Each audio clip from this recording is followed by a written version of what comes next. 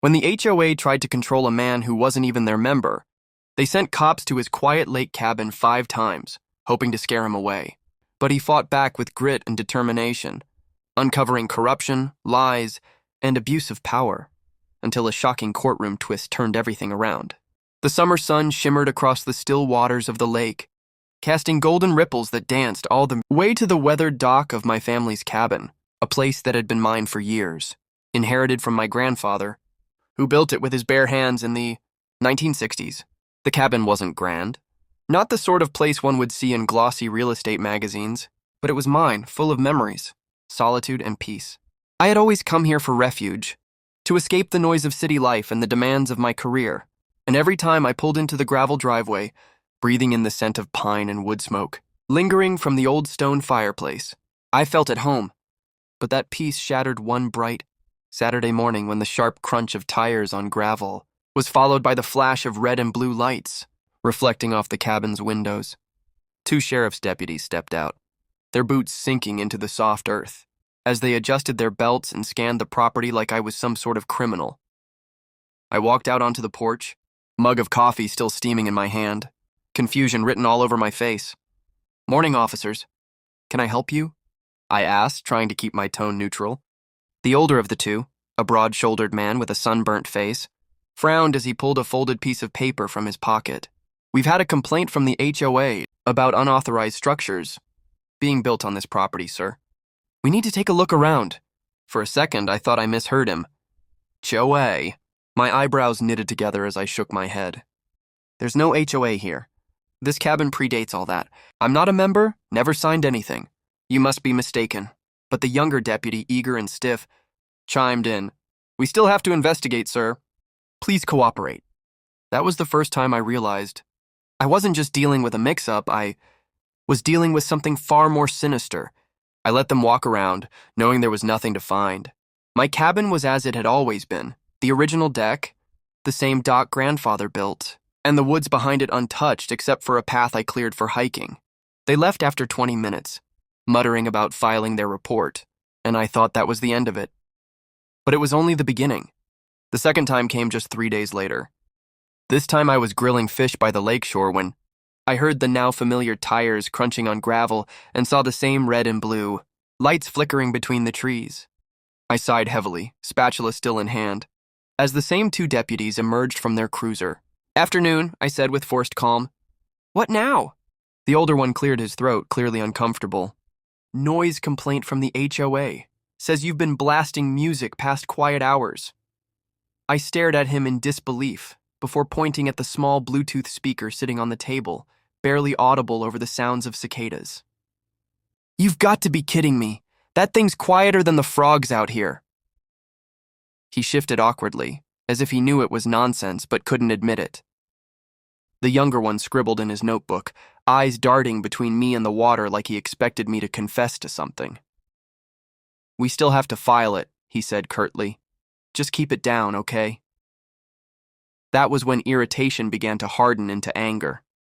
After they left, I sat on the porch until well past sunset, staring at the lake and wondering what kind of organization this HOA thought it was, barging into a place they had no authority over. I knew this cabin sat outside their subdivision. It was grandfathered in long before they were even formed. Yet somehow they had convinced the local sheriff to enforce their baseless complaints. By the 3rd visit, I was beyond patience. This time, it was early morning, fog still clinging to the lake when I woke to banging on my door. I opened it to find 3 deputies this time, one new face among them, standing with arms crossed like they were ready to haul me off. "Sir," the new one said flatly, "we've had multiple reports from the HOA of unauthorized short-term rentals operating out of this property. Are you hosting tenants here?" My jaw dropped. "Tenants? This is my cabin. I live here alone when I'm not in the city. Who told you that nonsense?" The officer scanned the porch, then peered past me like he expected strangers to be hiding inside. I stepped forward, anger rising. "Listen carefully. I am not part of their HOA. I did not sign their covenants. They have 0 jurisdiction over this property. You're being used to harass me." The officers exchanged looks, but didn't apologize. They left after another fruitless search, leaving behind a notice that said any further violations would result in fines. That was when I realized this wasn't ignorance anymore. It was intimidation. The fourth time, it turned ugly. I had invited my sister and her 2 kids up for a weekend, hoping to give them the same lake memories I had as a child. The kids were splashing in the shallows, laughter ringing across the water, when suddenly another squad car pulled into the drive, lights blazing. The deputies strode over like they were walking into a drug bust. My sister's face paled, her hands instinctively reaching for the children. "What is going on?" she whispered. The deputies accused me again, this time of having an unsafe dock, claiming the HOA reported it as a hazard to community children. I clenched my fists as the kids clung to my sister's legs. "This dock has stood for 60 years without a single accident. It's my dock on my land. What part of that don't you understand?" But they only wrote another report, warning me that further non-compliance could result in escalated action. When they left, my sister turned to me with fear in her eyes. "Why are they targeting you?" she asked. I didn't have an answer yet, but I knew I couldn't let it go on. The fifth and final visit was the breaking point. It was late at night, the moon casting silver streaks across the water, when I was jolted awake by pounding on the door. I stumbled to the porch in my pajamas to find 2 deputies with flashlights, hands hovering near their holsters. "We've had reports of trespassing and suspicious activity here," one barked. I laughed bitterly, the sound hollow in the still night. "Suspicious activity? You mean me, in my own bed?" They didn't answer. That was when something inside me snapped. "Enough," I said firmly, voice echoing across the quiet woods. "You've been here 5 times now, each complaint more ridiculous than the last. This is harassment. I know my rights and I'm done being pushed around." The deputies looked uncomfortable, but I didn't care. As they drove away that night, tires spitting gravel into the dark, I stood barefoot on the porch, my fists trembling, heart pounding with the fire of resolve. They had tried to wear me down, to make me leave, to silence me with fear. But instead, they had lit a fire I couldn't put out. I knew what I had to do next. If the HOA thought they could bully me off my own land, they were about to learn just how wrong they were. Court wasn't going to be their weapon anymore. It was going to be mine. The morning after that final late-night police visit, I sat at the cabin's worn wooden kitchen table, papers spread out before me, a cup of black coffee growing cold as I tried to make sense of everything that had been happening. 5 police visits in less than 2 months, each one triggered by some ridiculous fabricated complaint from an HOA that legally had no authority over me, my property, or my cabin. It was harassment, plain and simple, and yet I knew that harassment alone wouldn't be enough in court. If I wanted to fight back, I had to be smart, precise, and unrelenting. My grandfather used to tell me that the lake would test anyone who came to it, that patience was just as important as strength when storms rolled in. Sitting there with my notes, I realized that this wasn't just about me anymore. This was about standing up to an organization that thought it could overreach and control anyone it wanted, even those outside its jurisdiction. So, I began my investigation, pulling every record I could find at the county clerk's office, digging through plat maps, survey documents, land records, and the original deeds from the 1960s when my grandfather purchased the property. I confirmed what I already knew. My cabin stood outside the boundaries of the HOA development by a good 50 yards, clearly marked, indisputable. The HOA covenants didn't apply to me. I was legally untouchable. But if that was true, why were they targeting me? Why waste their time? Why weaponize the sheriff's department against me? That question gnawed at me until I decided to start asking neighbors. I took long walks around the lake, talking to locals who'd lived there as long as I had, and the stories they told painted a darker picture than I'd expected. Apparently, the HOA had been trying for years to expand its control, buying up surrounding land and pressuring older property owners to sell so they could fold the lots into their development. "They want to turn this whole shoreline into some kind of luxury enclave," an old fisherman named Carl muttered to me one afternoon as he mended his net on the dock. "But you're the last holdout on this side of the lake. That cabin of yours is prime real estate to them. Private dock, good frontage, best sunset view on the water. You're standing in their way." His words hit me like a hammer. Suddenly, it all made sense. The harassment, the false reports, the intimidation, it was all part of a strategy to push me out, to make living here so unbearable that I'd finally sell. But they underestimated me. I wasn't about to sell. This cabin wasn't just property, it was legacy, memory, and home.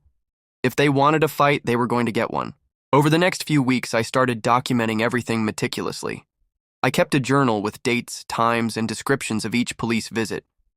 I recorded phone calls when I reached out to the sheriff's department, only to be stonewalled with vague answers like, "We have to respond to complaints," or "Take it up with the HOA." I photographed my property, showing the unchanged structures and the quiet nights by the water. I even installed cameras around the cabin, hidden in the trees, to capture the officers' visits and any evidence of HOA members snooping near the property line. And sure enough, within days, the footage showed strangers in polo shirts and clipboards lurking around at night, taking pictures of my dock, my porch, even my windows. The sense of violation burned in my chest, fueling my determination even more. They weren't just neighbors. They were trespassers. They thought they could scare me into silence, but all they were doing was building the case against themselves. The harassment didn't stop, of course. There were more letters slipped into my mailbox, unsigned but obviously from the HOA, warning me of fines and compliance requirements. There were anonymous phone calls late at night, with voices telling me to do the smart thing and sell before it got worse. Once, I even came back from a grocery run to find spray paint scrawled across the side of my dock. "Get out!" I took photos of that too, my hands trembling with rage as I held the camera. But I didn't call the sheriff this time. No, I knew better now. The sheriff's deputies weren't impartial. They were clearly being leaned on by the HOA board, maybe even taking orders directly from them. Calling them would only play into their game. Instead, I quietly added each new incident to my growing file of evidence, waiting for the right moment to unleash it. And that moment came sooner than expected. One afternoon, while researching property cases in the county law library, I stumbled upon an old court record involving the same HOA. Years ago, another homeowner had sued them for harassment, claiming the HOA tried to enforce rules outside its jurisdiction. The case had been dismissed because the homeowner lacked sufficient evidence. But reading through it, I realized my situation was different. I had evidence. I had photos, videos, logs, phone records, even witness statements from neighbors willing to testify about the HOA's intimidation tactics. More importantly, I had the truth on my side. A deed that proved, beyond any doubt, that my land was not subject to their authority. That night, I called a lawyer I trusted, a family friend named Alex who had built his career on property and civil rights cases. After listening to my story, he didn't hesitate. "This isn't just harassment," he said firmly. "This is abuse of power, civil conspiracy, maybe even fraud. If they're colluding with the sheriff's department to target you, then we have something much bigger here. We're going to hit them hard." Over the following weeks, Alex and I worked tirelessly to build the case. He drafted formal complaints, subpoenaed HOA board meeting minutes, and requested copies of all police reports filed against me. What came back was staggering. The HOA president, a man named Richard Galloway, had been the one filing every single complaint, each one exaggerated or outright false, often citing bylaws that didn't even apply to my property. Worse, several emails between Galloway and a deputy showed a disturbingly cozy relationship, with Galloway urging strict enforcement against me, even thanking the deputy for sending a message. It was the smoking gun we needed. This wasn't just harassment anymore. It was a coordinated campaign of intimidation, carried out under color of law. When I read those emails, I felt a surge of vindication so strong it nearly brought me to tears. Finally, the truth was out. But the HOA didn't back down easily. When they learned of my lawsuit, they doubled their efforts. Suddenly, I was served with a stack of their own legal claims, allegations that I had endangered the community with my unsafe property, that I had hosted illegal rentals, that I was a nuisance to the peace and harmony of the neighborhood. Reading their accusations, I almost laughed at the absurdity, but Alex warned me not to underestimate them.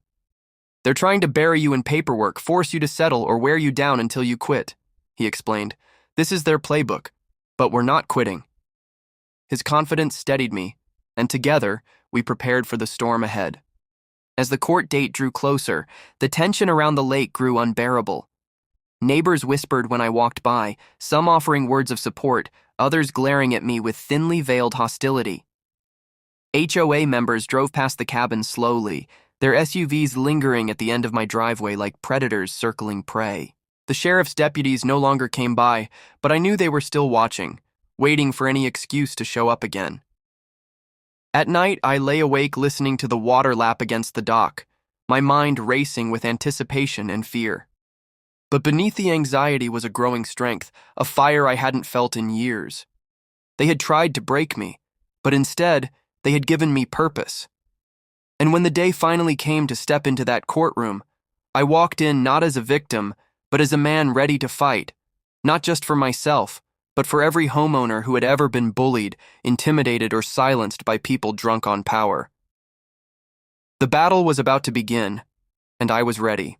The courthouse smelled faintly of polished wood and old paper, the kind of place where history seemed to linger in the air. And as I stepped inside that morning, files clutched in my hand, I felt the weight of generations behind me.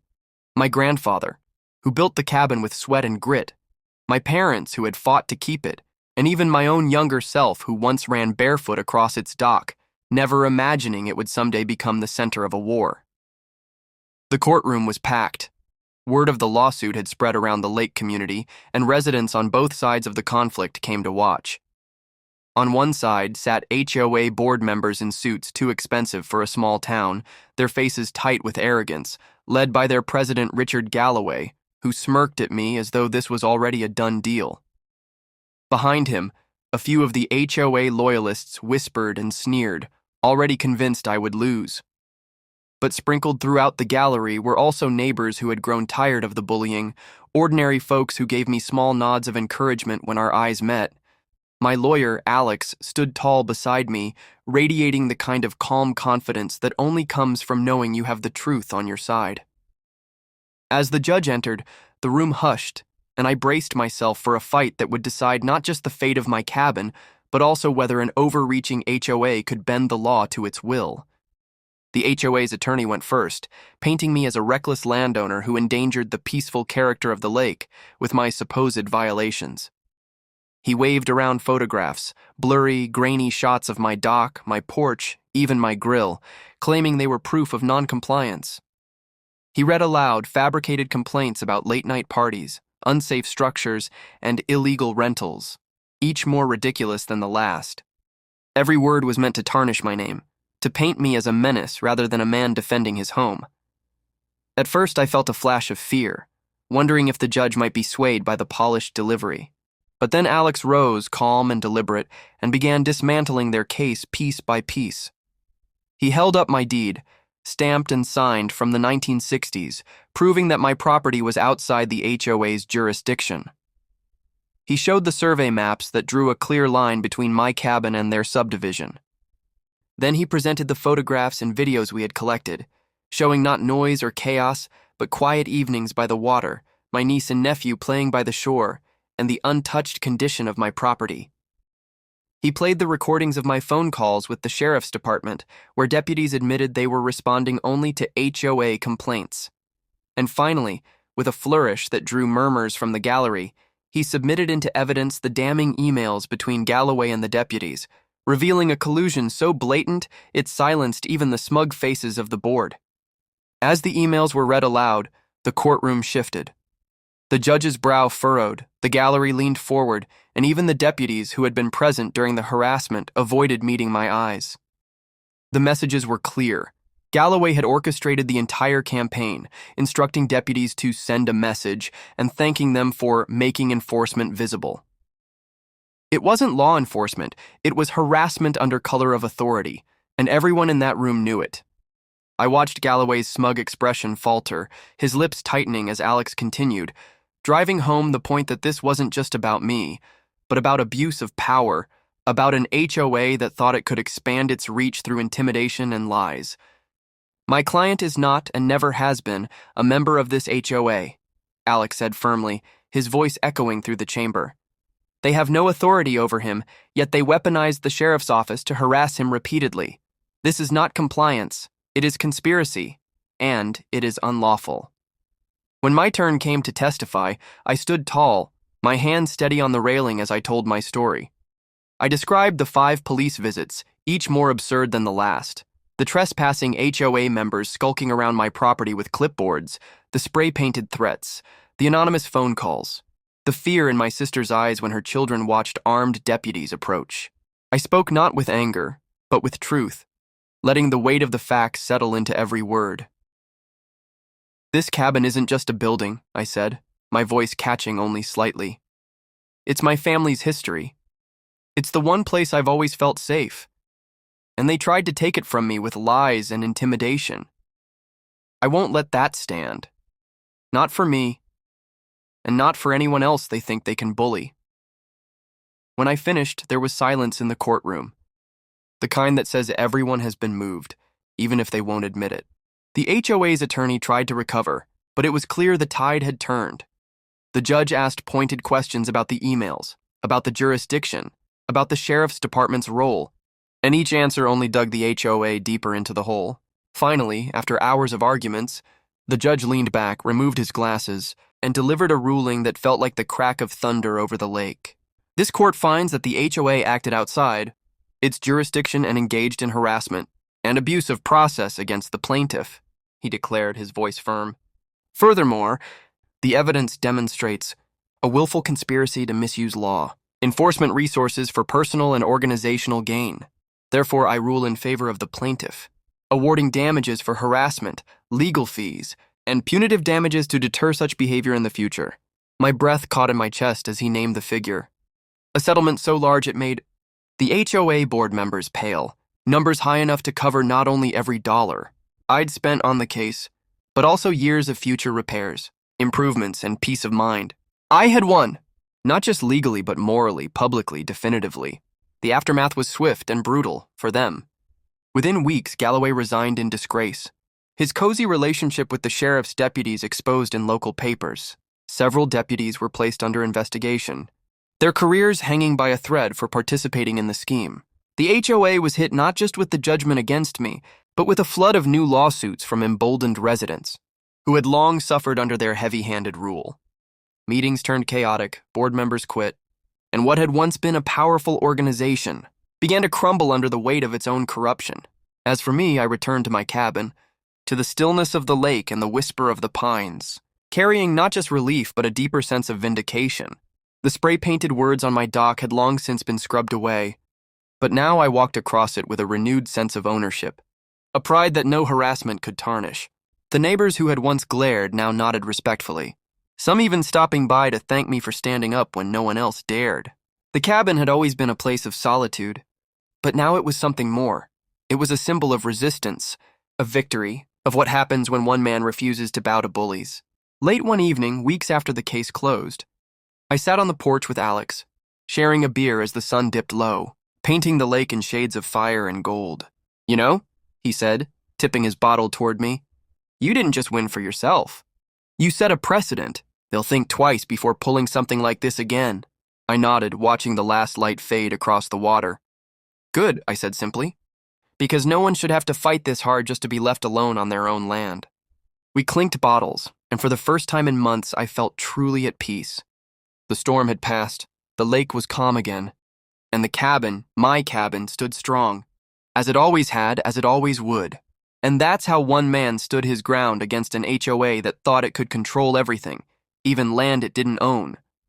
From police harassment to a courtroom victory, he proved that truth and courage can topple corruption.